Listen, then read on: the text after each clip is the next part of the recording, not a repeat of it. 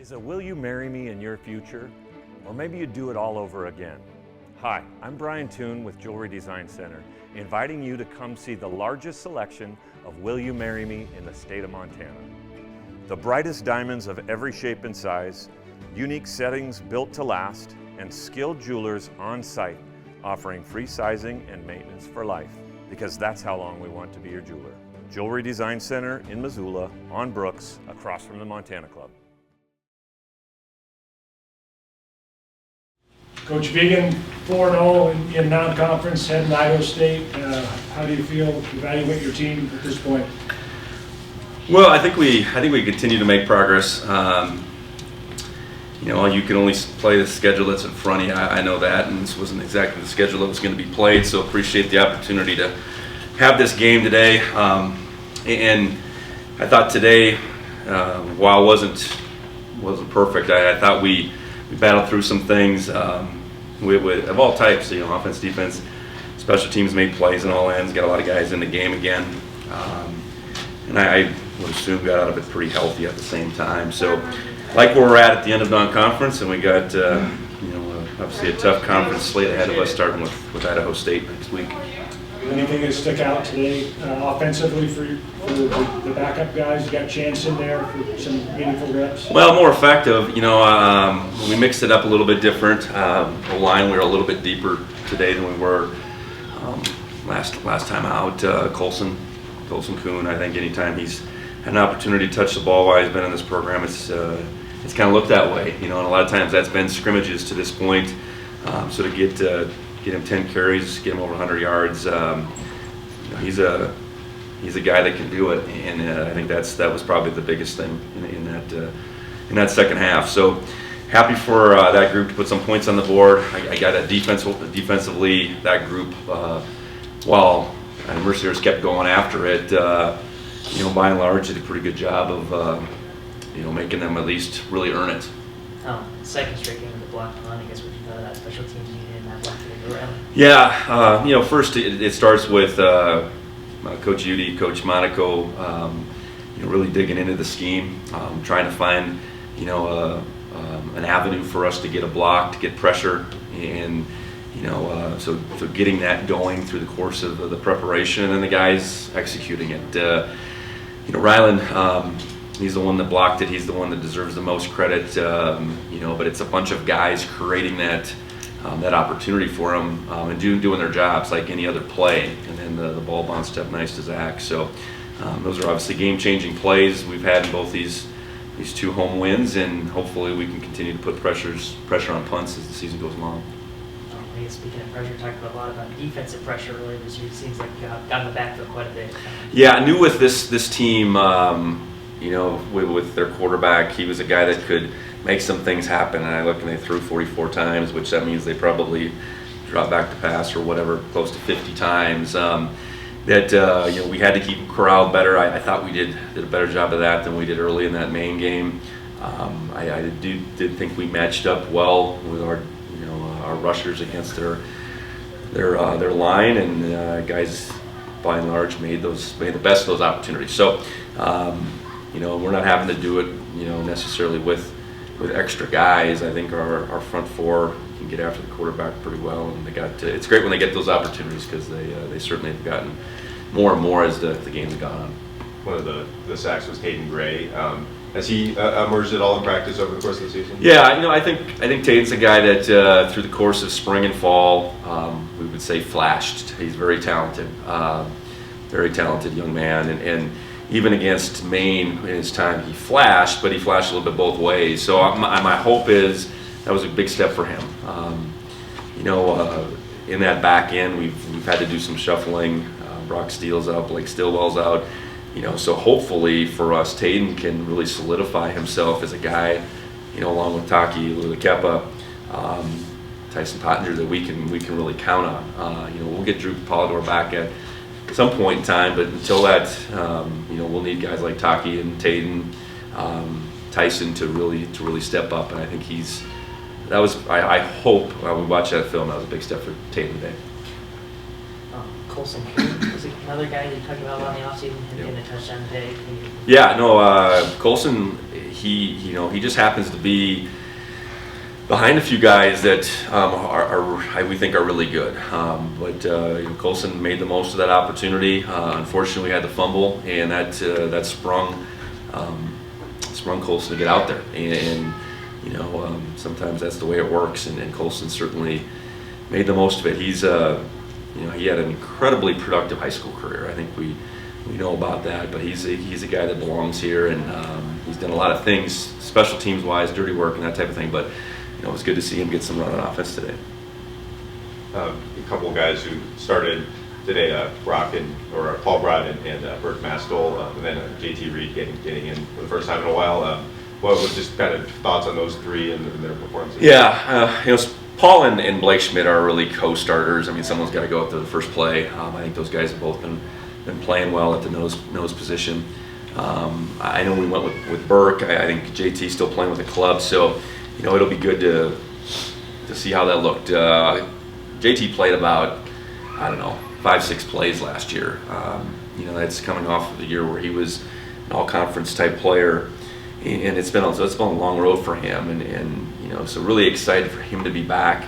Some of the things that kept him out last year, those things are in the rear view. Certainly the club doesn't help, but he's come a long ways. And then Burke, that was really his first go today, and he played a little bit last year, but first time you're out there as a starter, and I'm sure there was a little bit of rust. He missed a good stretch here in the fall, but it's great to have those guys back, and our depth I think will continue to be solidified on that offensive line. On that last drive of the first half there, you guys looked like you're just working a lot of short passes. Then on the touchdown pass, it looked like that was intended to be a little shorter, but I think getting those opportunities again, the 2-minute, we've had the good fortune to create a bunch of those 4 games in, mixed results, but to execute there, we had 2 timeouts, we didn't have to use them. Tommy was on point. The touchdown to Adam was a play off of a play we had thrown a few times. It wasn't a broken play. It was Tommy had to move a little bit, but it was a design play. And I think Adam continues to show his ability to not only catch the football, but then be able to run after the catch over and over again. So that was a big sequence for us, because I think that first quarter was somewhat uneven offensively, but I thought we came out, we were a little more balanced, and then that drive was all pass, so it made you feel a little better about how that first half closed for us. Our family on our mom's side has a deep Montana history, especially stemming from Butte and Helena. And we are so proud. One of the things we are most proud of is to call ourselves Montanans. At Up Top Clothing, they have Montana-made and Montana-branded clothing for both men and women. Their Montana Till I Die collection is one of my favorite collections anywhere in the clothing world. And you can shop online and get the Montana Till I Die collection and all the other great gear that Up Top Clothing makes delivered right to your doorstep. Visit teamuptop.com, and if you use the promo code Skyline15, you're going to get a discount on all your online ordering. Teamuptop.com, Up Top Clothing, reminding you to take a step back and enjoy the moment. Tommy's second 3-touchdown passing game of his career. Good numbers. I know he just won to Ryan King, but were you pretty pleased, or how did you feel about it? Yeah, I would have loved for us to connect on the one to Ryan. I know we went after Junior once, we missed. I know we got an interference. So the down the field stuff, those go balls we didn't connect on, but he was 14 of 18, so that was probably the misses right there. But I just thought, he continues to handle pressure well. The pass to Ryan Lonergan was a free blitzer in his face. I think he had one more like that where he's just negotiating that pressure a little bit differently, and knowing that it's coming. I think it's high risk, high reward for them in that situation. Again, to Ryan, and that was a big play for us. So, I think we're 4 games in with Tommy. I think he's been very efficient. We still, I think, have some big play capability that we're kind of we haven't executed completely well. But I think where our passing game is now, I think we all feel like we're in a different place than we maybe were this time last year, I guess. How'd you feel about Chance Wilson? Yeah, again, to get him that kind of run. And I think Tyler's really trying to get him loose running, and it didn't really play out that way. He only had the one pass, but I think the ball moved. I guess by and large, I know he was out there when we fumbled. That wasn't his issue, but I think he's continued to become more comfortable. He's got playmaking ability in his own right, and it's a confidence, experience piece that hopefully that can continue to grow in him. Just any thoughts on? I know it's Danny Luke up the second targeting. Any thoughts on? Yeah, if I recall, I think it was a pretty similar play at Weber State. A guy going down. I don't think there's any intent whatsoever.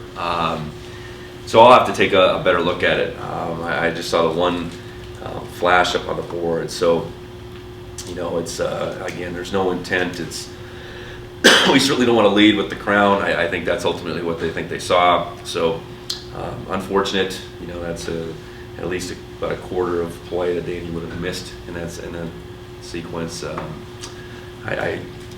It's part of our game to teach safety, to protect defensive players. So I think both of Danny's have come in that regard, more that protecting the defensive player versus any kind of harm it would have put on the offensive player. Oh, good. All right. Join Town Pump's Pump It Up Rewards Plus program and never pay full price for fuel again. Save 5 cents on every gallon every day at any Town Pump across Montana. Plus, earn and redeem points on your favorite in-store items to get free stuff with our clubs. Stop in and pick up a rewards card. Download the Pump It Up Rewards Plus app today. Or visit townpump.com/rewards to register and start saving.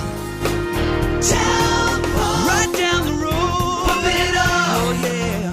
That's for Burke. Just first start of your career, coming back from injury. Just how excited were you to be out there?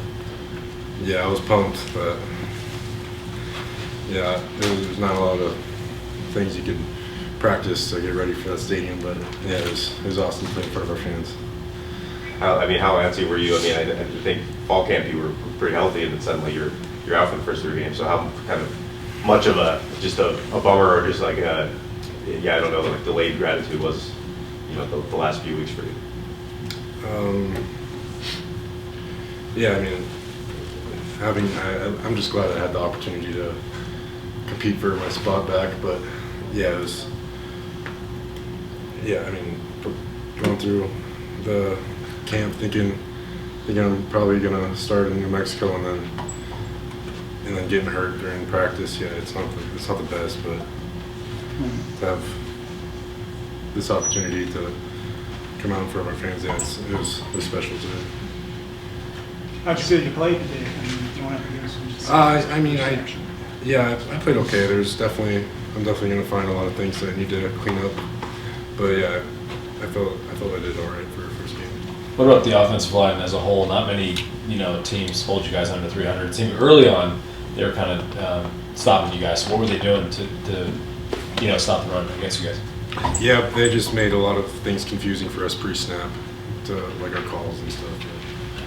But obviously, we got it kind of figured out towards the end there. So. How much pride does this offensive line take in your ability to run the ball for 300 plus yards per game? It's everything for us. Our slogan is "Run the damn ball," so we take a lot of pride in that. What about the pass game? You guys have put up. Tommy's been really efficient, I guess, passing the ball this year. So and I know you guys are totally focused on the run game, but when you guys think about the pass game, what's going through your minds? Just keep 4 off the ground. Very simple. Yeah. Okay. Going into conference play, you guys are healthier than you were weeks ago with you back and other guys and JT. And so how do you feel just about your team and the O-line unit going in now to conference play? Yeah, we're feeling good. We still got some ways to go to get to where we want to be, but we're doing pretty well. Were you guys pleased to have this game, knowing it was kind of up in the air, a handful of months ago? Like, how excited were you guys to be able to play on this week when it wasn't certain? Yeah, I mean, we're always juiced to get to play in front of our crowd, so we're always excited. Is it easier to prepare for a one quarterback system versus the two? Versus last year to this year? You know, Tommy's been the kind of the primary guy. The last couple of weeks has been a little bit different with Maine and today with Mercyhurst in the second half, but yeah, well, I didn't play much last year, so I'm just saying as far as the offensive line preparing for two different guys coming in. It's all pretty much the same. Okay. Is that all for Burke? All right, thanks, Burke. Thank you.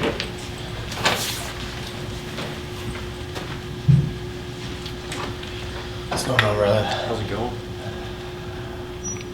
Probably the best weather day we're going to get all year. That was perfect. Yeah, can't beat it.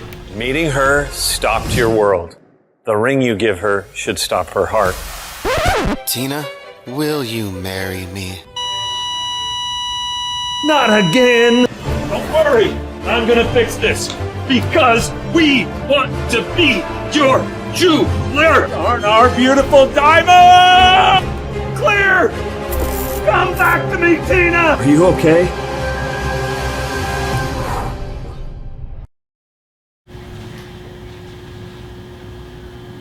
Go ahead whenever you're ready. So, Rylan, I guess first of all, just take us through that block punt, just what you saw there. Yeah, Coach Udi dialed up a pretty good game plan. Had me wrapping around in the A gap, and felt like either me or Neil was gonna block it based on who they took. And I think it was kind of a high snap. Punter had some trouble with it and was coming free, so felt good about it. And you guys have had success getting pressure on punts in the past. I mean, Taji blocked one last week. How successful has that unit been kind of overall? Yeah, I mean, we do preparation throughout the week is really good, and I think Coach Udi and Coach Monaco put together great game plans every week. And so, you know, most weeks I feel very confident that we're either going to get a bunch of return yards or going to be able to block a punt in the PBR game. So, yeah, I think it's just credit to the coaches and then the guys going out and everyone doing their 111th and executing the game plan. Okay. El Sentinel is the one who recovered it for the touchdown. So what's it like, you know, sharing that Spartan power out there? Yeah, it's pretty cool. I think last year in our second home game, I had a touchdown and he had a touchdown, and then he gets to score again. So this year, so it's pretty cool. I looked up and saw it was Zach, and yeah, I mean that kid's been through a lot. So it's really awesome to see him make plays out here and some success come his way.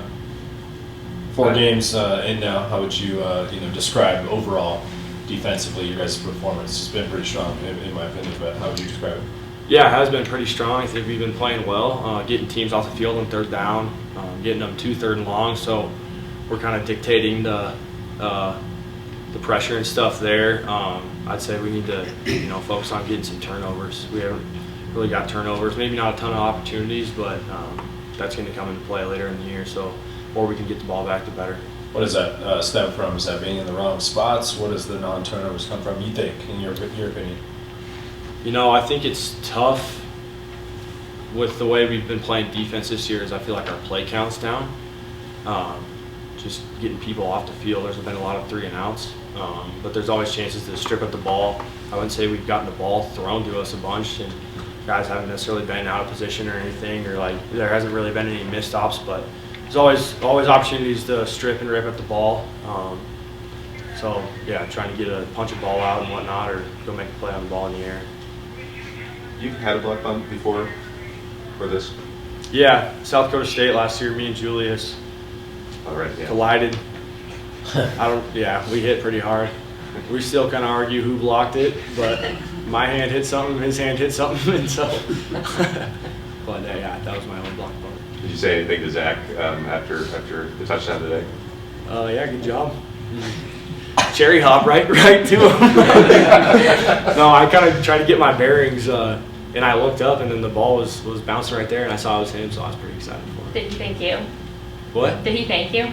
Yeah, he was pretty excited. Once he saw me, he was like, let's go. Glad I blocked it, so I was glad he was able to score. One thing after the May game was there were a couple busted coverages. How did you guys feel like you guys communicated and were able to process some of the motioning and other things today compared to May? Yeah, I thought it was just communication was harped on, during bye week and then this last week. And Maine was the first time playing at home, so on the road, like we weren't dealing with the noise that our fans are creating. So I think just getting used to that, playing at home on defense. The crowd does a great job of affecting the other team, and so we just have to be able to communicate through that. What's it like with all the Missoula guys on the team doing so well? And I think J.J. Dolan almost had an interception today. So Yeah, he did. JJ went out there and played awesome. He's been doing great. But yeah, I mean it's pretty cool to see Adam and Zach and JJ and all the Missoula guys come here, and Dylan Rollins getting some playing time too. I think it's a credit to Sentinel's football program and Coach Oliver over there and him doing a good job and getting people college ready, and those guys just going to work every day and doing what it takes to be successful. So it's pretty awesome to see. A lot of guys at the free safety spot so far this season. Caden had a sack today. Other guys have rotated in. How do you feel like those guys have performed so far this season? Yeah, I think they've been playing great. It was pretty awesome to see Taden Gray get out there and make some plays today. Very talented young man, so that was huge for him. And then Caden Dowler's been doing a good job. Tyson Pottinger when he's coming in. Taki Louis-Lakepa's been flying around. And whenever we get Drew back, it'll be even better. Depth is never a bad thing. So. Oh, good.